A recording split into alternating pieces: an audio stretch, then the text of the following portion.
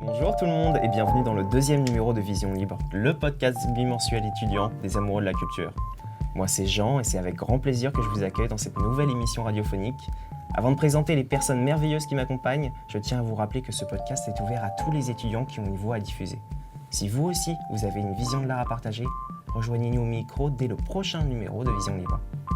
Aujourd'hui, je présenterai cette nouvelle émission avec deux invités que vous connaissez peut-être déjà, Clément. Bonjour tout le monde. Et avec nous, Aude également. Bonjour.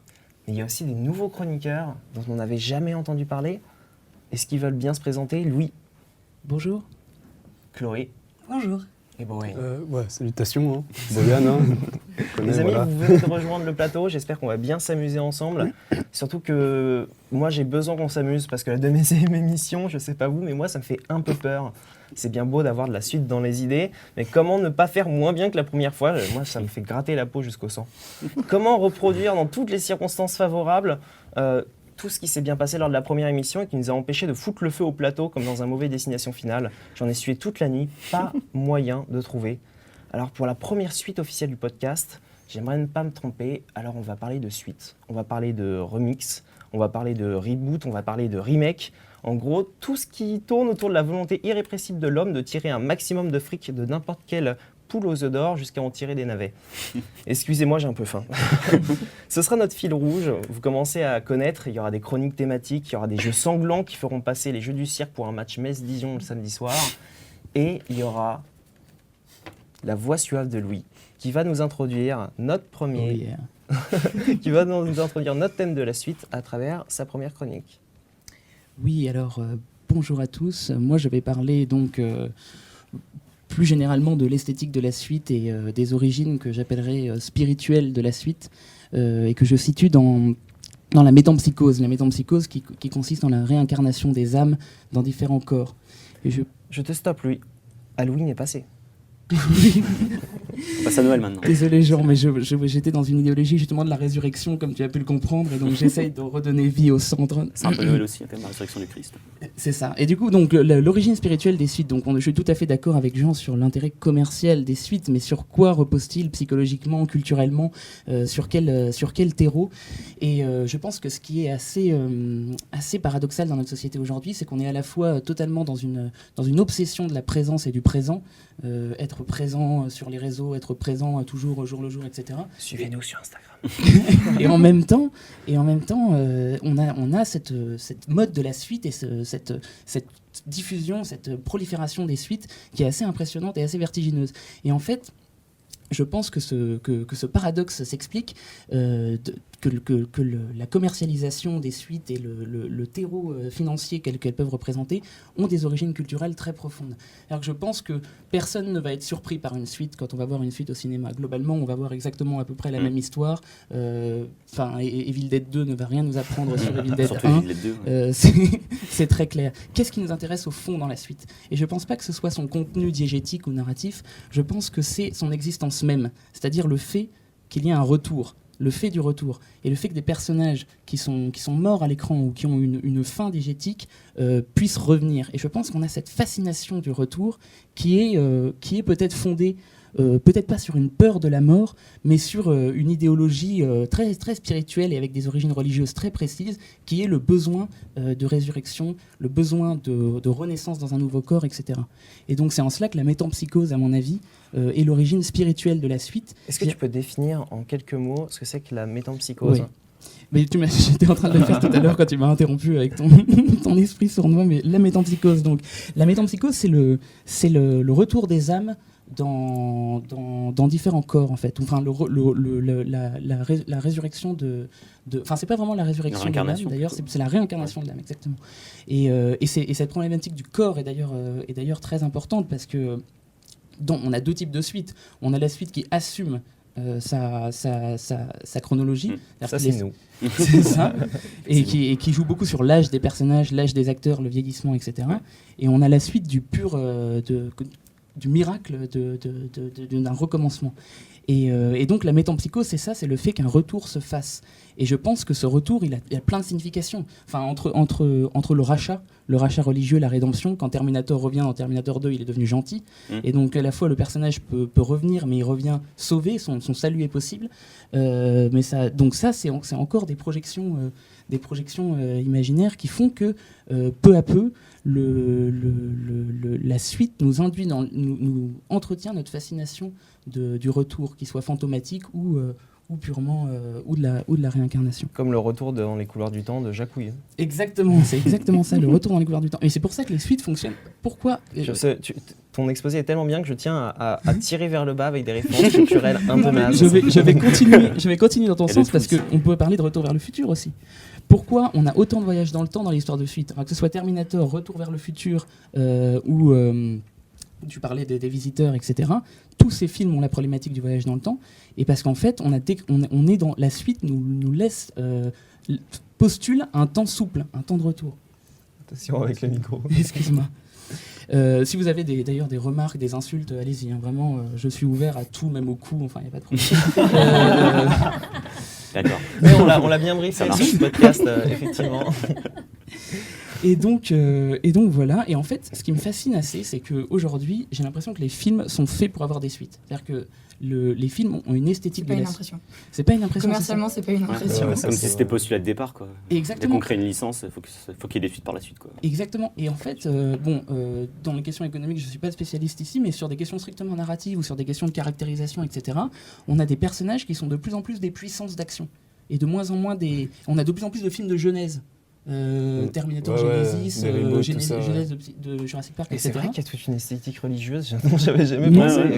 On revient à la Genèse parce qu'on veut nous dire, mais regardez, on veut nous faire des promesses en fait. Et donc on veut pas nous donner les choses directement, on veut nous dire reviens consommer. Et donc du coup, on va nous donner des films de Genèse, des films d'enfance, des films de début. On va nous dire voilà, les personnages vont revenir, ils vont faire mieux plus tard. Et c'est il va faire mieux qui est à la base de l'esthétique. C'est comme si, genre, le début d'un film, le 1, ce serait la pub pour la suite. En fait, mais j'ai introduit exactement ce que j'allais dire, c'est-à-dire que les films maintenant sont des bandes annonces. Ouais, exactement. C'est ça, et ça se voit dans leur esthétique de plus en plus saccadée, etc. C'est que c'est la bande annonce du prochain. Alors j'ai une question là qui me brûle le palais comme un piment indien. Vas-y. Est-ce que tu sépares les trilogies pensées comme ça à l'origine, dans ce cas-là on peut remonter par exemple aux trilogies du tableau, Dos de Mayo, Tres de Mayo, Cuatro de Mayo, ou au triptyque religieux, les tableaux en 3 parties, et les suites qui n'ont pas été prévues à l'avance. Est-ce que pour toi c'est une différence fondamentale ? Ça dépend. Mais en réalité, je pense pas que la différence soit si fondamentale que ça. Parce que finalement, dans la trilogie, il y a quand même le côté séquencé qui fait on étend des vies de personnages et on leur donne... mais c'est ce moment du cliffhanger, si vous voulez, à la fin de chaque film, etc., qui est ce moment de suspension totale et où le personnage est mort, où il est foutu. Et en fait, non. Et donc en fait, on est dans le... C'est exactement... Ça repose sur le même mécanisme. Même si on est bien d'accord qu'une trilogie... une trilogie pensée comme telle se pense dans la durée, etc. Mais quand même, il y a 3 films. Donc il y a 3 débuts, il y a 3 fins, il y a 3 unités narratives. Et il y a 3 consommations en séance, en salle. Donc c'est quand même la même chose au fond. Sur ce que je disais du coup sur les puissances de personnages, parce que j'ai l'impression que ce qui nous marque le plus dans certains films, c'est pas tellement les affrontements finaux du personnage avec le méchant, etc. C'est le moment où le personnage s'entraîne. Et en fait, il y a des films où c'est ça la scène culte. Par exemple, Rocky. Training montage, tout ça. Ouais, c'est ça. Par exemple, Rocky. Enfin, la scène qui nous marque dans Rocky, c'est pas le combat de boxe à la fin, c'est l'entraînement. C'est la course sur les escaliers, c'est les bois les œufs, etc. c'est vraiment ça. C'est-à-dire que c'est Rocky en formation qui nous fascine. Kung Fu Panda, c'est pareil. Enfin, je veux dire, la scène la plus drôle, les scènes les plus inventives, c'est les entraînements. Et dans Kill Bill 2, il y a pratiquement pas d'affrontement avec les méchants, à part avec la blonde, mais je veux dire avec l'affrontement dont elle doit se départir quand elle est dans le cercueil, etc. C'est pas ça qui compte. Ce qui compte, c'est le flashback avec c'est long, je sais plus comment s'appelle le maître chinois là, mais bref. On va éviter. Non, on évite de sortir n'importe quel nom. Les Chinois, les barbes blanches. Donc voilà, avec la barbe blanche. Et en fait, le moment le plus esthétique, c'est-à-dire les moments où il y a le plus de musique, le moment où le montage est le plus chorégraphié, enfin c'est un terme un peu adéquat, mais le plus esthétisé, c'est ces moments-là. C'est les moments de préparation. Et donc du coup, voilà, on veut nous promettre. Et on va au cinéma pour avoir des promesses pour une suite hypothétique qui en fait ne vient jamais, car la prochaine suite, c'est encore ça. encore et encore et encore. C'est super que tu finisses par parler de promesses. Parce que je voulais faire un petit tour de table avant de passer à la prochaine chronique sur les suites qui vous ont le plus déçu. J'en suis sûr qu'il y en a. Et j'en suis sûr que vous pouvez nous en conseiller. Parce que parfois, la déception d'un jour est le bon quart d'heure de fou rire d'un autre jour. Clément, est-ce que toi, tu as une suite qui t'a particulièrement marqué par l'unité originale ? Alors, moi, je suis très friand de films, bon, je dirais pas des nanars, hein, mais des films qui sont des suites assez décevantes. Mais bon, elle est tellement décevante qu'au final, bon, ça devient un régal. Et je pense notamment à Batman et Robin. Alors, je suis pas un grand fan des premiers avec Tim Burton. J'ai bien aimé Batman 1 et Batman le défi. Après, Batman Forever, bon, on pense ce qu'on va en penser. Mais quand même, Batman et Robin, là, il y a un cap qui a été dépassé. Quand même. Là, on arrive à un niveau où le ridicule devient un art, quoi. C'est... Qui n'a pas mis de collant après Batman et Robin? Voilà, après c'est vrai qu'il y a Qui n'a pas enfilé son slip au ralenti après Batman et Robin? C'est vrai qu'il y a certaines scènes qui ont peut-être influencé le cinéma, hein, les gros plans rapprochés, sur les seins, sur les coques, hein, voilà. Hein. Sur les coques, ça porte bien son nom. Oui, bien. Bowen, est-ce que tu aurais une petite suite à nous conseiller pour vraiment nous marrer?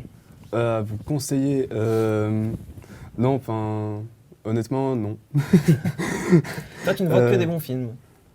Non, non plus, mais je vois rarement des suites quand même. Enfin, c'est pas quelque chose qui me plaît spécialement. Après, dans les nanars, il y a toujours la saga des Dents de la Mer,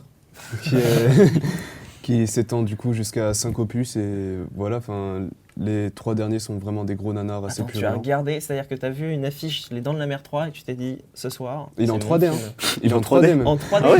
Ouais, en 3D avec des effets spéciaux et tout, t'as le requin, tout ça, un vrai sous-marin.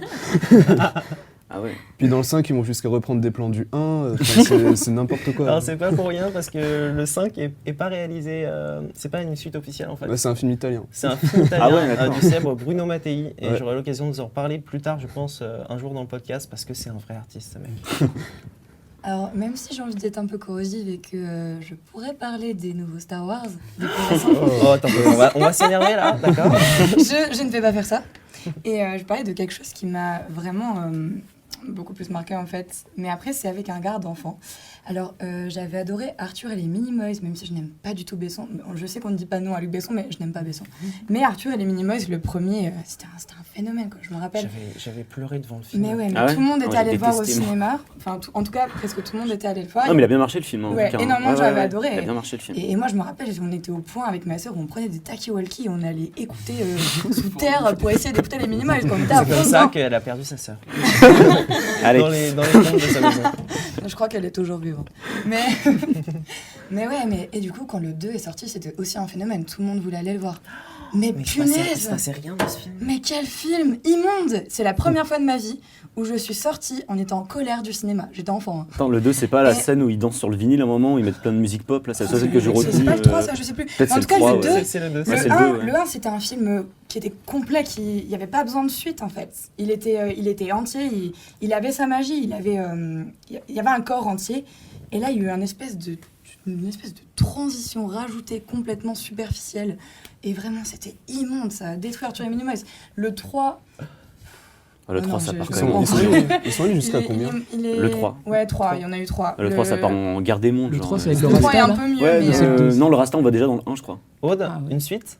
Moi j'en ai 2 même.